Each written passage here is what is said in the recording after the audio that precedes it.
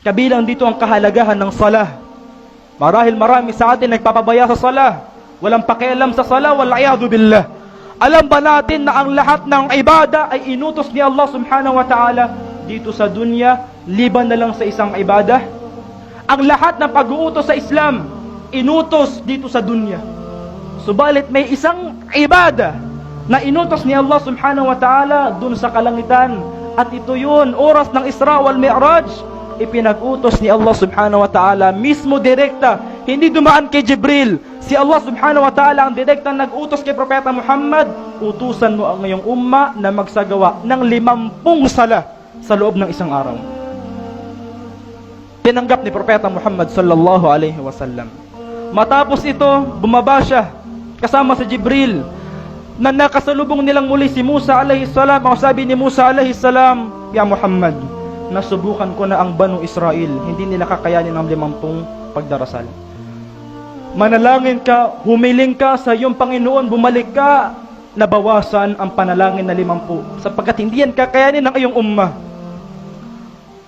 Lumingon si Propeta Muhammad kay Jibril at sabi ni Jibril, kung gugustuhin mo, maaari tayong bumalik. Bumalik sila kay Allah subhanahu wa ta'ala at hiniling ni Propeta Muhammad at tinugunan naman ni Allah subhanahu wa ta'ala hanggang nabawasan ng 10, naging 40 na lamang. Pagbalik muli nila kay Musa alayhi salam, sabi ni Musa alayhi salam, "Ya Muhammad, pabawasan mo pa uli sa Panginoon mo, hindi nila kakayanin." Bumalik muli sila kay Allah subhanahu wa ta'ala, bumalik sila kay Musa alayhi salam, nagpabalik-balik si Propeta Muhammad at si Jibril. Hanggang sa ang pag-uutos ng sala ay nabawasan hanggang maging 5 na lamang. At nung dumating sila muli kay Musa alayhi salam, ang sabi ni Musa, "Ya Muhammad, pabawasan mo kung maaari sa iyong Panginoon, sapagkat hindi nila kakayanin na subukan ko na ang Banu Israel." Subalit ang sabi ni Propeta Muhammad sallallahu alaihi wasallam, "Nahihiya na ako sa aking Panginoon sa mga pag-uutos niya sa atin." Subalit ang 5 pagdarasal na ito, ang nabanggit, ay magkakaroon pa rin ng 50 katumbas ng gantimpala. Subhanallah. Ang 50 pagdarasal nung una, nabawasan naging 5, at ang gantimpala ay 50 pa rin. Subalit ang mga Muslim,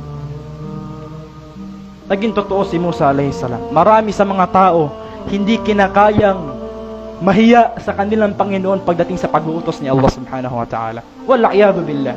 Ito ang kahigitan ng sala, mga kapatid sa Islam. At pagkatapos nito, iba pang mga usapin. Si Propeta Muhammad sallallahu alaihi wasallam, may ilang opinyon na pinagtatalunan ng ilang mga tao. Kung sa oras ba na ito ng Isra wal Mi'raj ay nakita ni Muhammad sallallahu alaihi wasallam si Allah, ang pinakatama sa nababanggit ng ating mga ulama, hindi niya nakita si Allah subhanahu wa ta'ala.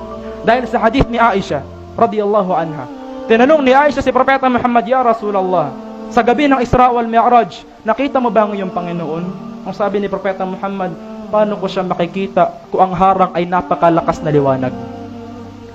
Subalit ang mga alipin ni Allah subhanahu wa ta'ala na magpapatuloy at magpapakatatag sa pagsunod sa Kanya ay makikita siya sa kabilang buhay at kabilang ito sa ating paniniwala.